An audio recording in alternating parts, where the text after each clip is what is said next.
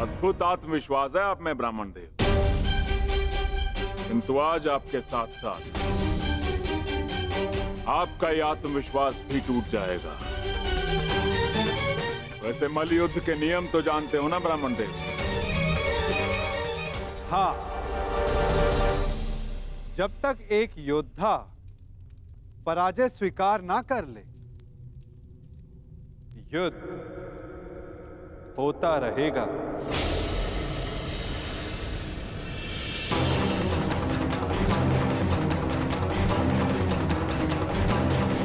स्वीकार है मगध नरेश? स्वीकार।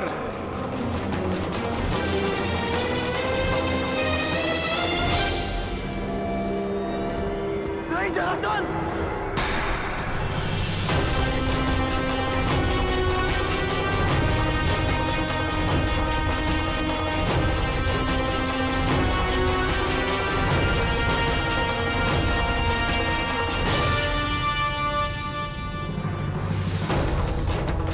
ये चुनौती स्वीकार मत करना।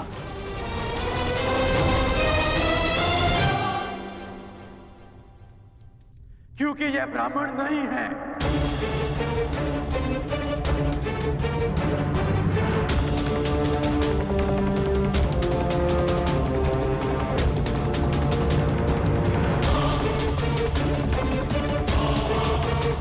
तो फिर कौन है ये? एक योद्धा को युद्ध से पूर्व अपने प्रतिद्वंदी का सत्य परिचय मिले, यही युद्ध नियम है। जिसने तुम्हें चुनौती दी वो वृकोदर भीम है।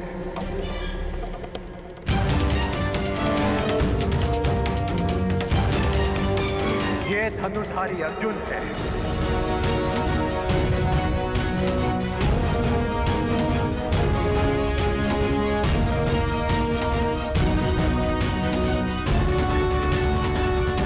और भीम के पीछे जो खड़े हैं वो वासुदेव कृष्ण है।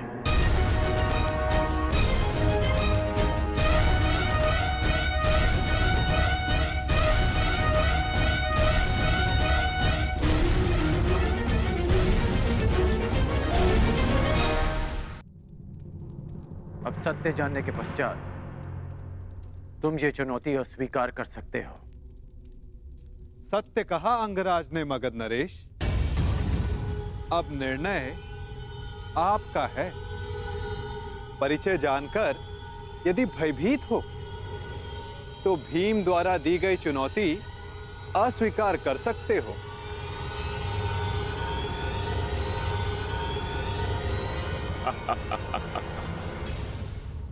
मैं तुम्हारी भांति रणछोड़ नहीं हूं वासुदेव। युद्ध की चुनौती मैं किसी भी परिस्थिति में, किसी भी वेश में कभी टाल नहीं सकता।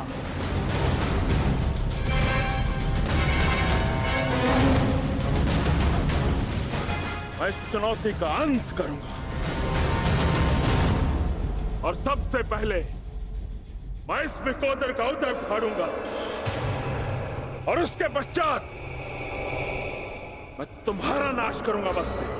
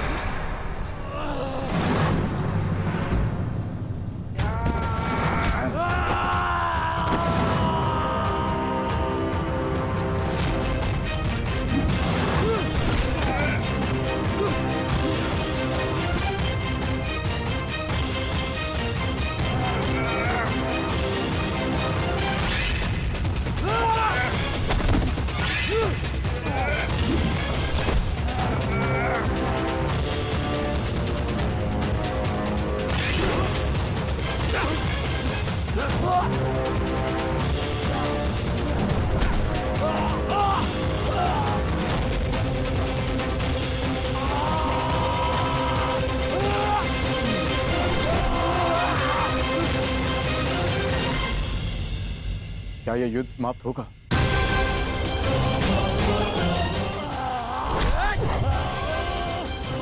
जिसका प्रारंभ हुआ है उसका अंत भी निश्चित होता है पार्थ।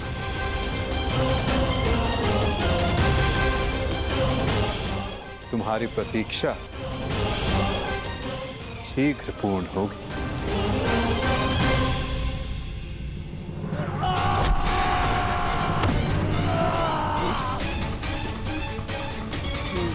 उठो जरासंध, युद्ध करो, उठो।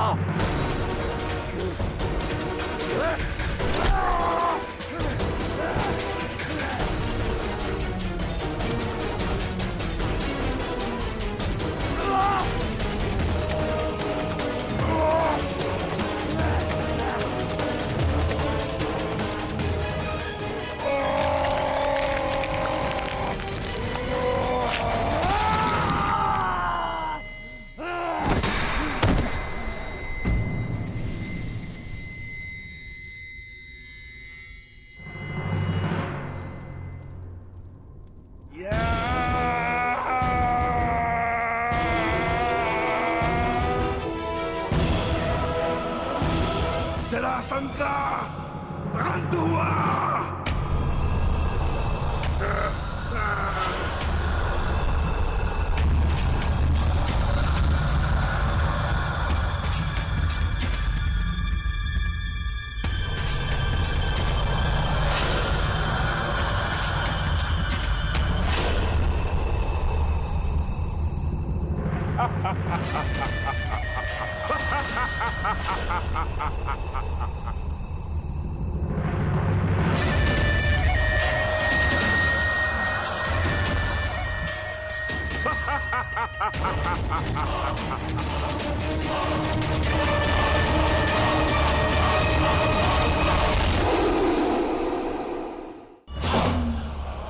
मुझे चुनौती देने से पूर्व मेरे जन्म की कथा तो जान लेते।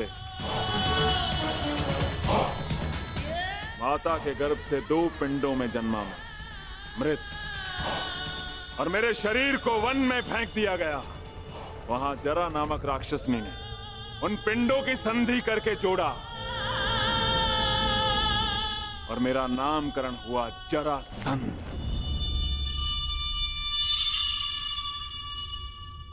ये संधि नहीं टूट सकती भीम।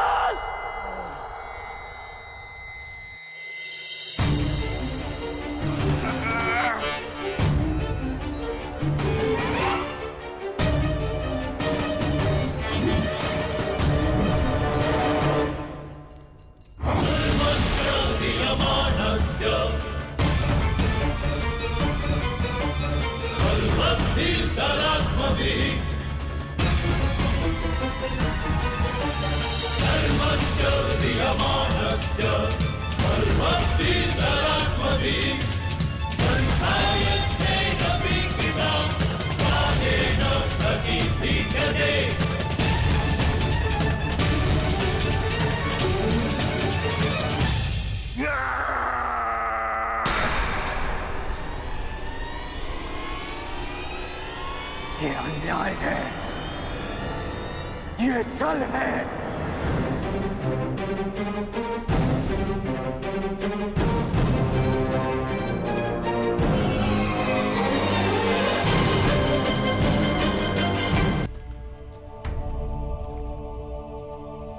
ये अनीति है। कैसी अनीति अंगराज? मल युद्ध जरासंध ने स्वीकारा और नियम यही था कि युद्ध दोनों में से एक योद्धा की पराजय स्वीकारने तक या मृत्यु तक होता रहेगा। जरासंध ने पराजय स्वीकारी नहीं, अंततः उसे मृत्यु प्राप्त हुई कर्ण। अकारण किसी का वध करना, क्या ये अनीति नहीं? जरासंध ने भीम को क्या हानि पहुंचाई थी? तो उस सर्प ने तुम्हें क्या हानि पहुंचाई थी कर्ण, जिसका तुमने वध कर दिया था? मैंने उस सर्प का वध किया क्योंकि वो मेरे निरपराध सारथी को डसने वाला था। यदि वो सर्प दंड का भागी था तो जरासंध भी दंड का भागी था कर्ण, जिसने 100 राजाओं की बलि चढ़ानी चाहिए। परंतु मैंने उन 100 राजाओं को मुक्त किया, फिर उसका वध क्यों किया? तुमने जरासंध से संधि की, 100 राजाओं को मुक्त भी करवाया कर, परंतु ये संसार क्या जरासंध के आतंक से मुक्त था? नहीं कर। तुम किसी की प्रवृत्ति नहीं बदल सकते मित्र। और जरासंध की प्रवृत्ति थी आतंक फैलाना, इसीलिए उसका विनाश आवश्यक था।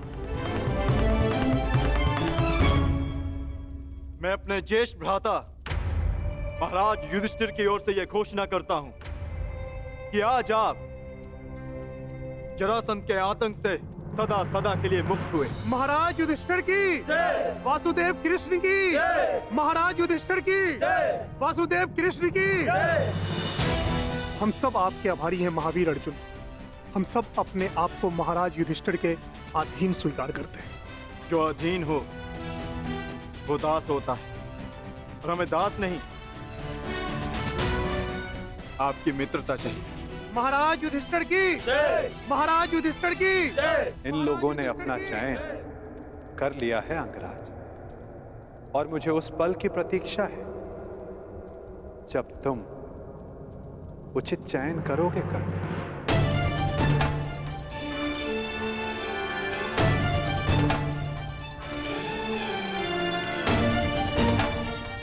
आप ही ने कहा था कि जीवन में कुछ उचित अनुचित नहीं होता।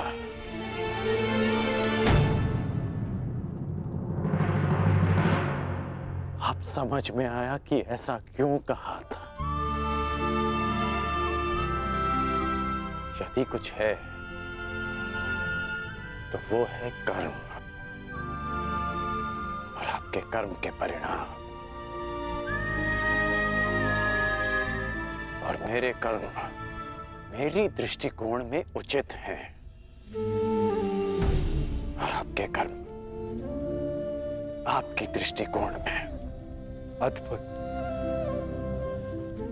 तुम मुझे कभी चकित करने में असफल नहीं होते मित्र। प्रत्येक बार तुमसे मिलकर तुम्हारे लिए मेरा सम्मान और अधिक बढ़ जाता है। वासुदेव, मैं आपको सावधान करता हूं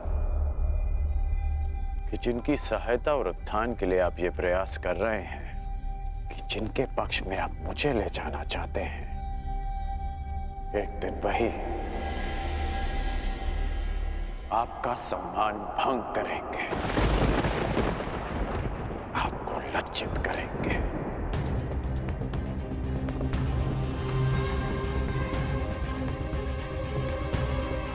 प्रणिपात। प्रणिपात अंगराज।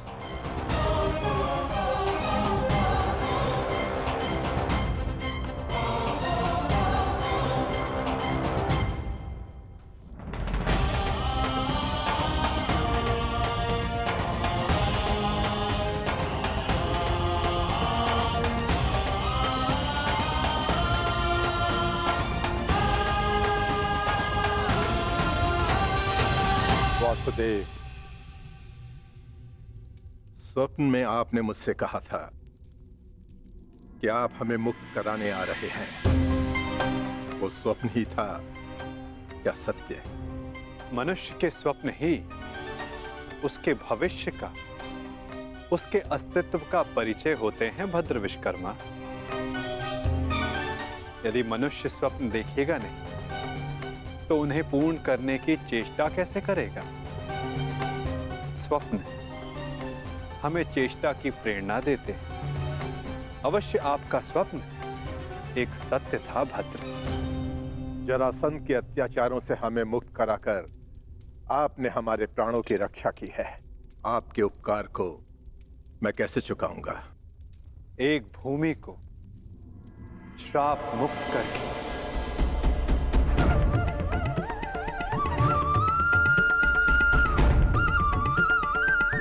मैं? हाँ, क्योंकि जहां श्राप हो वहां पाप को जड़े बैठाने का अवसर मिलता है, और पाप का तारण एक पुण्य आत्मा ही कर सकती है भद्र। यदि आप ये उपकार चुकाना चाहते हैं तो आपको युधिष्ठिर के राज खांडवप्रस्थ के श्राप को हरना होगा, और यदि नहीं तो भी यह आपकी इच्छा पर निर्भर करता है। निर्णय आपका है भद्र।